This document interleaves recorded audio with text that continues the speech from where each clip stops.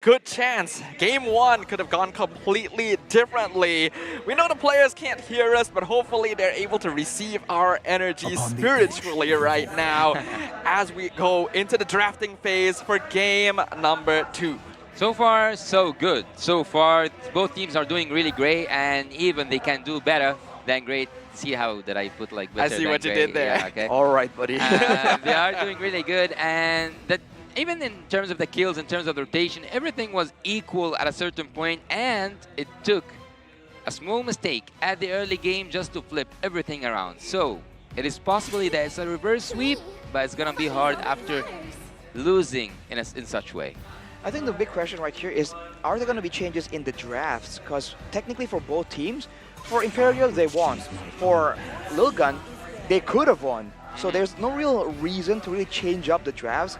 And considering that they're still starting on the same spots, right? The first pick and second pick, there's a chance that they might just, rematch with the same draft from game number 1. Wow, really? I feel like that would just be asking for some punishment though.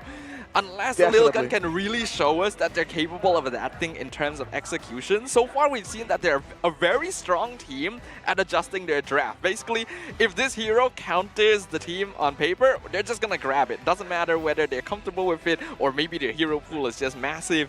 But the gameplay itself, the execution seems to be the limiting factor because they seem to be a bit too willing to trade bodies.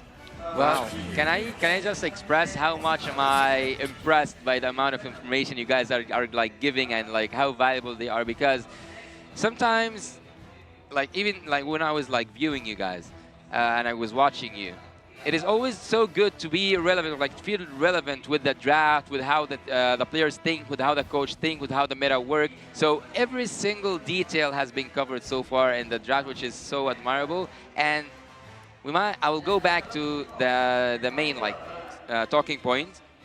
Team Lilgun so far, I don't think that they have changed that much. They just like banned the same. Trizla. Is it the same? It is the I same think so so. far. Yeah, and also the same on the other side. There's the Arlott and the Nolan, which is the And same, the and the Guinevere. So far it is a replay. So, Alright. will we get to see a pick replay as well? The Matilda first pick on the side of a Lilgun. Would that be viable?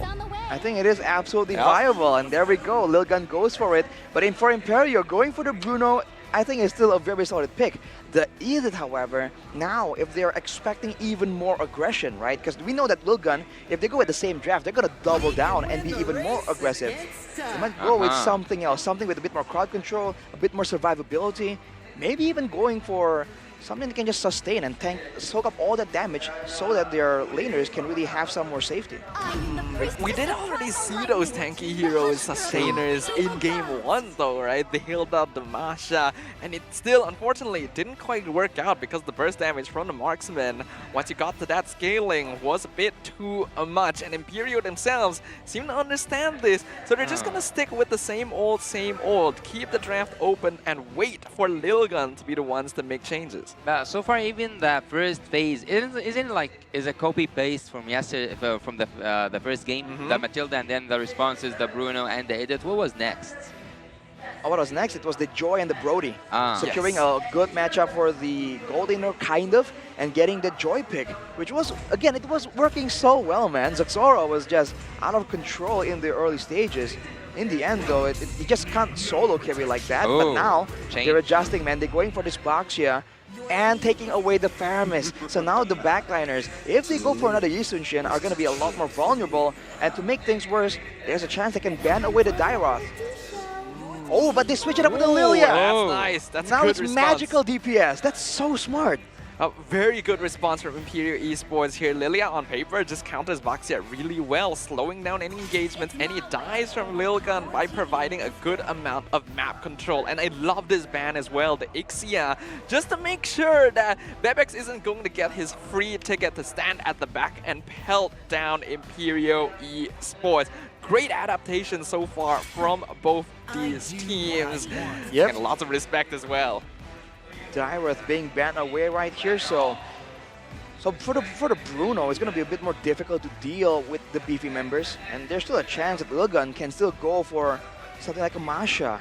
although against the Lilia, right, all these fighters that are melee, they're going to struggle really hard to get through the field of just demonic energies, angry glooms. Well, looking at the first phase generally, I think that Team Lilgun have, let's say, I'm gonna put it that way, a disgusting team fight. Because it will like last forever. Like we will have zombies, we have like people flying around, true. some shields but be like being given for free for Team Lilgun, and also they have the anti-heal boss himself, Baxia. So far, I think that Team Lilgun has done really good on the draft. But again, I totally agree with you. It's a really smart move from Team Imperio to have that Lilia, and also to balance the damage a little bit between the physical and the magical damage. And also, there is a slowdown and a crowd control. So both drafts are really good. Like back in Mina, I'm used to say, oh, I lean towards this draft before we go to the second phase. But in here, I think it's equal. It's the M5 wildcard stage, man. All these teams want those golden tickets to the M5 main stage. So they're gonna let it all out on the land of Dawn. We do have a bit of a quote here from Imperial Esports stating that it has been a big journey to be here in the wildcard, starting with Liga Latam. They learned that losing is not the end. It's all about looking for new ways to win. And I get the feeling they are really representing that in the draft right now. It's honestly very smart the way they're approaching this. I think it's really good because that problem-solving mentality is what allows teams to improve very, very rapidly. Not for Imperio though. I think they want some tankiness, right? They have damage. Oh no, never mind. Whoa. More damage, more crowd control. They're trying to capitalize on the fact that with the Mathilda, with the Faramis, people are going to be close to each other. And they're giving Marquinhos, again, an aggressive hero he can make plays on. Okay. I don't know how many like strange picks can these teams pull off. Yeah, basically anything is possible, right? We're basically seeing the essence of every single region up on that stage, and I am loving every second of it. I have to say, the choice of Khalid here may seem strange at first, but the idea Imperio is going for is they want to save Aurora's pick for the very end. And typically, it's very dangerous to show your EXP lane before the opponent. So you just go for the safest, most dominating EXP lane you have, and force Lilgun to be the ones to respond. Now for the gold lane though, what is left, it is going to be that Beatrix, an insane wombo combo opportunity for the side of Lilgun. But for Imperio, again, what's it going to be? If it's going to be an assassin, it fits their style, right? Just go all in, go aggressive. But I feel like they would want some kind of utility right here. Something can really punish the members of Lilgun for just sticking together. I don't think that Team Imperial needs more damage, right? They have already like good damage output coming from the Bruno and also the Lilia, so... What? Okay, What? just keep surprising us, just keep giving us... I want to know actually how many heroes are new so far, but Alpha... I think we're His own 45. I think we're 45 or 46. I'm honestly going to say I actually saw this coming. Really? Yeah, I actually did. Aurora, for some reason, loves picking the Alpha into the Baxia matchup. It is his second pick after Yisun Shin. You know why? So, oh, why? Because he does true damage. That is Uh-huh. true. You would think he'd be weak because of the anti-heal, but... Yeah, the sustain is chipped off, and with the nerfs earlier when Alpha was meta, right? He was nerfed a bit in the sustain department, but for the most part, he does true damage, and that's, I think, what they're trying to do against his composition. I'm not fully confident it's going to work out, though. Well, I guess we will find out. Yeah, so you've talked a lot about spicy food here. The teams really seem to be acclimating themselves because these are some spicy drafts and spicy matches. So let's just keep the ball rolling. We're going into the land of Dawn once again for game number 2 between Team Lilgun and Imperio Esports. Imperial Esports now are up to the task. Will they be able to tie this down or like to take this game again and go with a full sweep 2-0 once again? They will top their group and they will be, I think if they won 2-0 this game, is it like for sure in the next stage? Like they will have 2-0, 2-0. To the next stage? I believe so. Yeah, right? It has to be, right? You win 2 games dominantly like that? Maybe. We'll have to take a look later on at the schedule. But looking at the map right now, the clear difference is so apparent. I don't think that oh, he is committing to it. He is committing. He wants to take that retribution. Oh, it is a steal, and he is level 4, and the land is love already. Steve is trying to continue with Ethan, but Ethan can go back. There's some true damage happening. There's some damage being dealt by Aurora, but Aurora is now prevented from entering his own jungle. Oh, it is still here. It is still raging on. People are taking things personal. Yurk have to go back, and Lilgun have dominated, have invaded, have took everything in that jungle. I don't know when does it stop. I actually don't know when does it stop. Ethan committing to Aurora, and Aurora is so annoyed. I mean, why does it have to stop? They can keep going like this. They have the Matilda, and in the mid lane, it's just a big struggle as Yurk. Look at that wheel spinning, and things are now spinning towards the favor of Team Lilgun. Wow, just a clean first blood right there. Imperial Esports, after all that, think, oh, I can finally breathe in my lane a little bit. And then the second wave comes out of nowhere. Team Lilgun, this has been a character trait of them. Just extending these fights way longer than you would reasonably expect and catching people off guard. You see that earlier, Marquinhos just started healing in front of Aizen like he's trying to send a message. Right now though, unless Imperial can lock someone down, they can't really go for a pickoff. Unless there is a miracle, they cannot survive this team. Imperial now behind in gold, behind in XP, and now behind in position. They cannot commit to that turtle, and it's a free turtle to Team Lilgun. Very nice play. Zixora gonna secure that first neutral objective for his team, and they're gonna keep the pressure rolling, continuing to invade the enemy jungle. Well, as Roshi said, why stop now? Why stop now? You are now, oh, Alpha is online. Alpha, Big Marks, Hero, Debate, and M-Series. Well, I don't know what is actually going on. Will they continue harassing that Alpha Big? I mean, they would try to, but now with some more items, some ultimates to work with, this is where it kind of sort of equalizes, because before level 4, Mathilda's Guiding Wind is just so many things built in together, and so is the box shell, right? With the reset on the spells, while you have the purple buff, it's almost like unlimited damage. So for now, I think Imperial Esports still have some space to stabilize, but they have to know which fight they can take and which fight they have to just give away to Team Lilgun. I think that they are, like, so far, it's not about will you take the fight or not, it's will you force the fight or not. Team Lilgun are in there for blood. Yeah, Team Lilgun is not giving their opponents any time to think, right? You would expect that, okay, we're gonna try and regroup, we're gonna think about which fights we can take, what power spikes we wanna go for. Lilgun's just saying, oh, we're just gonna play the game. Doesn't matter what's happening. It's already gonna be another 4-man gang up top. Oh, it is a sandwich. He is now getting into the sandwich form. He's out. Edith is also out. Yuri is out. And no one is surviving from that clean engagement under the turret. The top lane is now in lava. The Netherrealm dive potential, man. Team Lilgun using it to its full potential. But right now in the AXP lane, it's just a back and forth duel here between Aizen and Marquinhos. Oh my goodness. He uses his back shoes just to survive that certain death. Top lane is now a dangerous place to be. This is where Team Lilgun is the scariest. When the team has a strong start, when they feel confident and comfortable enough to just take every part of the map and regard it as theirs, that is the most difficult situation for any opponent of theirs to be in. Imperial Esports has already shown us glimpses of brilliance in the past, but this is going to be their opponents at full power. Let's see how they're going to be able to deal with it, as now the turtle going to be contested. Well, even though Imperial are now behind in terms of the gold and also the XP, they do want to take that turtle, and they do take that turtle down. Zixora is trying to escape, and now Vision tries to use his black shoes to survive. Even the flicker helps them, but Aizen coming from the back line. Aizen is still committed to it. Right hook, right and left hook, and then there's a knockout. Forbid takes the Edith down. They are still committing that massacre, and the top lane is a dangerous place to be. Team Lilgun dominates the early game.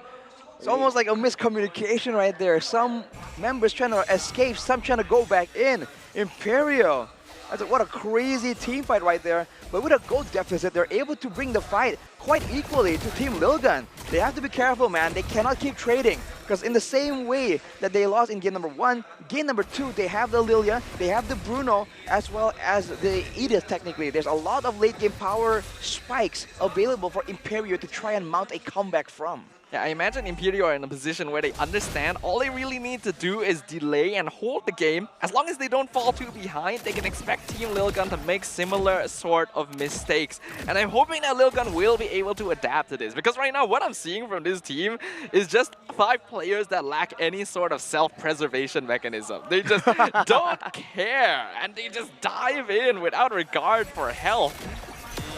Later on, though, I think Bebex is going to be able to have a lot of plays available, but Fashion here is taken quite low, and Imperio still are able to move backwards. They have to be careful of the Steffe re-engage potential here. I think it's about time for that top lane turret to be down, right?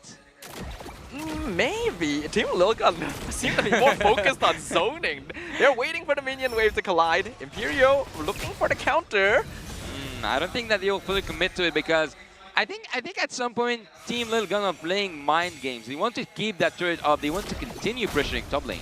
I mean, it's a great move from Team Lilgun to just get behind the turrets and cut off Imperio. But they have so much faith here in the retribution right there, man. Like, Aurora is actually on the same level as Zexora, so they've been going so aggressively with the Boxja. They have not been farming, and it's a steal attempt, not gonna work. Oh, the Kali goes in with that flicker. Ultimate is now in the back line, and the Edith uses her ultimate to just steal a tremendous amount of damage, but the damage is not enough. The goal difference is now so high, it's in the favor of Team Lilgun. Once again, where are you going? Come back here. Knock, knock. It's Team Lilgun coming in the house once again, but Team Imperio is trying to escape. Aurora, there's no escape for you. If Team Lilgun finds you out, they will take you down, but instead, they will take that top lane down. Oh my goodness. Lilia is just giving that free gifted kill to Team Lilgun. Oh my goodness. Team Lilgun is literally representing that one person who gets invited over to your house and then stays a little bit too long. I cannot believe how much they're willing to extend these fights and threaten Imperial Esports, just believing that eventually they're going to get an opportunity again. And micro mechanics on display once again. You saw the way that Bebex actually took the guiding winds into Imperial Esports to escape the raging sandstorm. Ooh. I feel like right now the issue for Imperial Esports is that Aurora is one of the stronger members in their team, right? Especially in the early game. But he has not been in the fight in the early stages. Oh, now it's so dangerous. It was so dangerous to be in the top lane, but it seems like Lilgun is trying to shift all that to the bot lane. Team Lilgun are back in control, but this time somewhere else. Yeah, they're gonna transition now to the bottom side. But that's where Imperial Esports can catch them off guard. Right now they can't really engage, but I mean, if Team Lilgun keeps crowding together like that, a big Alpha Ultimate into like all the combos, I think can really win Imperial Esports a fight still. So I think Team Lilgun needs to be still a bit careful, and Imperial has to make sure that if they want to fight, get everyone on the same page and get them in the fight together. It's what we mentioned before, right? And what we've seen, Oh, just Aurora. one mistake could cost them. Ethan in a dangerous spot, able to flicker out, and the Lord is now within contention once again. Both these teams, 5 players all around the Lord pit. You would think that there'd be some kind of macro play happening across the map, but no, these players just want to brawl. Well, in terms of macro play, Team Lilgun so far has proved that they are they are executing that perfect gameplay, and that's why they are collecting the results out of it. And they might want not just to dance with the Lord, maybe even have a little dance with Imperial Esports. So far, everything's so calm. Well, hang on, they're forced to back away though. That's why the Lord damage right now is so dangerous, so devastating. Imperial have some control right here, but Team Lilgun, with the Netherrealm available, they can do a lot of damage. And Forbid is just chunking him down with the Ghostbusters. I think it's going to be Marquinhos that's going to be trying to make a play in the beginning. This might be too risky, man. I don't know if Imperial should take this. Yeah, the waves are actually slowly starting to build up as well in favor of Lilgun, so they can just take their time here and wait for Imperial Esports to spread their numbers a bit thinner to try and make sure that their towers aren't threatened. Steffe though from the back line. Ooh. I don't think, they don't need Ethan to go in, and Ethan now is listening. Ethan is now in, but Marquinhos coming to that back line, and Steve is trying to do some wonders. Look at Ur, he's trying to deal any damage with that balls, but the balls on fire cannot do anything for Team Imperial. It is not just about time for Team Imperial to be in control of the game or even to come back. Team Lilgun with that free lord. It was the real reason for Imperio to start that fight. That's why Team Lilgun went for it. Look at the waves on the Bob side, man. They know that was coming. They want to make sure that they get the fight over with before that becomes a problem, before it becomes a time constraint. It's a back and forth play right there, and Marquinhos, he's playing more like an assassin right here, jumping onto Bebex every time. But with the Netherrealm available, he needs a bit more backup in order to really secure that kill.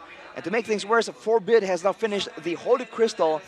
So in short engagements, it's still going to be Team Lilgun coming out on top. And not to mention the Wind of Nature completed by Bebex as well, who right now is 5-0 on the Beatrix despite Marquinhos' best efforts. He's going again. You called for it. You called for it, Sadafa. You wanted to see if Team Lilgun will have that like sweet, let's say, tie, and then we will go to game 3. But so far, maybe you'll get what you want. But we will get that boss just to ensure that both teams have a really fair gameplay. Yeah, this will give us a little bit of time to talk about the state of the game right now. Team Lilgun, 9.3k net worth lead against Imperio Esports. We talked about how in the late stages, Imperio again are able to scale up, but this is now a much bigger difference than we saw in game 1. Is the comeback potential still there? I think it definitely still is. The Beatrix is a great source of damage, but it's only her alone. And we've seen that with the Netherrealm, it's possible to really get that late game power spike technically with 2 lives. But you also need to remember that, well, when you're in stasis, when you first lose the health from the Netherrealm, you're not doing damage, right? And you're locked in position, and there's a lot of burst damage available for the side of Imperio. And honestly, right, I think the big thing to talk about here is the gold difference. It's almost 10k, but look at the scorecards, man. There's only 1 kill available for Imperio. And all things considered, I feel like the goal difference should be even wider. The fact that Imperio are still somewhat on, in the game, 10k is bad. But if they're still somewhat in the game, shows that they've been farming quite efficiently right there. I think they just have to try and coordinate better. Because even in that last fight, you saw Aurora too far off to commit to any fights. And even when the fights does break out, he immediately decided in a few split seconds, like, you know what, not happening, and went for his orange buff instead. Yeah, I think we've already seen, not just from these teams, but from a lot of matches here in the wild card, that even a deficit like this can actually be made up for. And we know that Lilgun has a tendency to go overly aggressive when that opportunity for victory is right in front of them. Right now, the game is going very much in their favor. But I think what needs to happen for Imperio Esports specifically is they do need to change the way they're approaching things. There's a sense of desperation here where they're really looking to catch someone in the backline. You see Steffi kind of overstepping. You see Marquinhos trying to get that set up. Maybe the play here would be to just wait for Lilgun to be the ones engaging again and then counter. Like, what are your thoughts? Well, look, Matilda each time she uses her ultimate whenever she's using that circling eagle, and I don't think that I have ever seen Matilda pull back from the ultimate. I think that they always commit to it. So if they waited for Matilda to go in and they took advantage of it, especially because they have that really good crowd control, maybe, just maybe, they will, after like saying, I just heard Arashi say we had like 10k difference in gold, right? Yeah. So like it's a totally different game between, or like separate worlds between both the teams. But if Lilgun managed to pull this off until the end, maybe the reverse sweep, or like maybe losing the first game is their lucky charm. Lucky charm. Would you consider losing your first game as a lucky charm?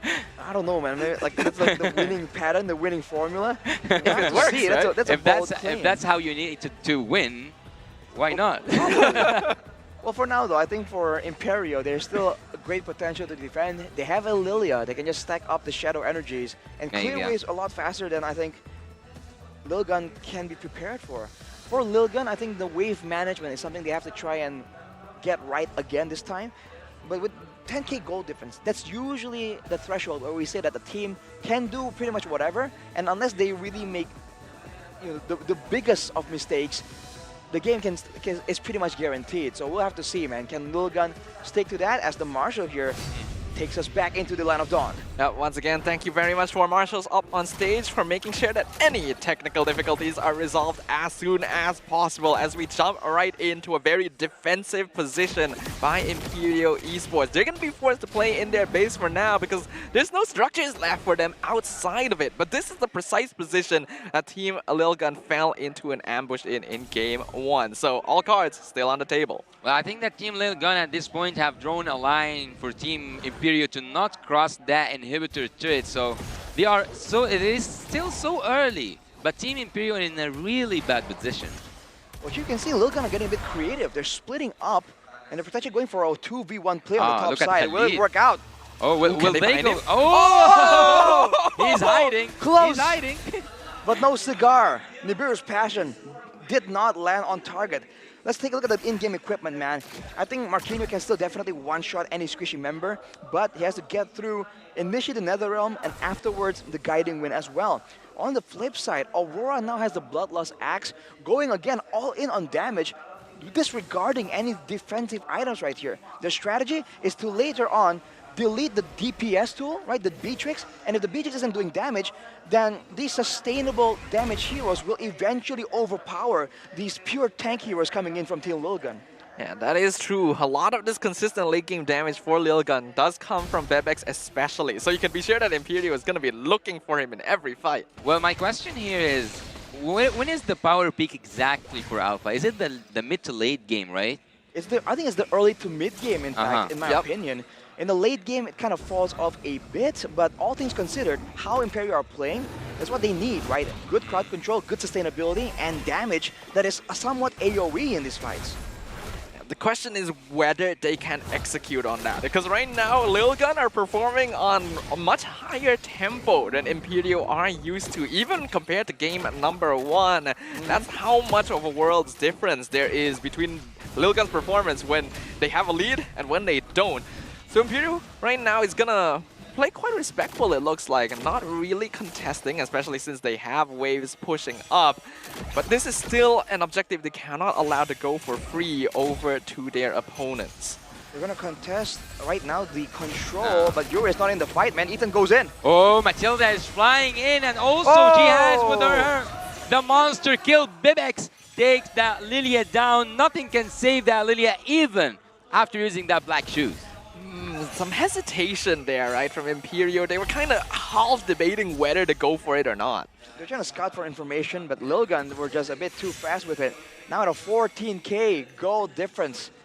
This is an insane goal difference, man, but we've seen it happen before. Can Imperial just find a way to win against the Netherrealm, against the Guiding Wind? Let's see. Let's see together whether Alpha is online. Will win the shot and got offline, but Marquinhos goes to that backline once again. It is him where he belongs. He goes again and again to that backline. Steve is trying to survive, but Eisen is doing some recalls with the left hook, with the right punch. He goes in, and maybe it is a knockout. Maybe it is a knockout. Aurora is trying to do his best to deal some of that true damage, and that true damage creates that true opportunity to make that defense pull off, but there's some minions coming, synchronized together. Everyone is there, everyone is there. Look at Team Lilgun as they are trying to go in, and they might just finish this, but they want to finish it cleanly. They want to finish that cleanly. They are aiming for the kills, they are aiming for the blood, they are not aiming for that base. They want that game to be clean for them, and that's what they got. And that's what they got. Marquinhos wants to make the defense, but it's so hard.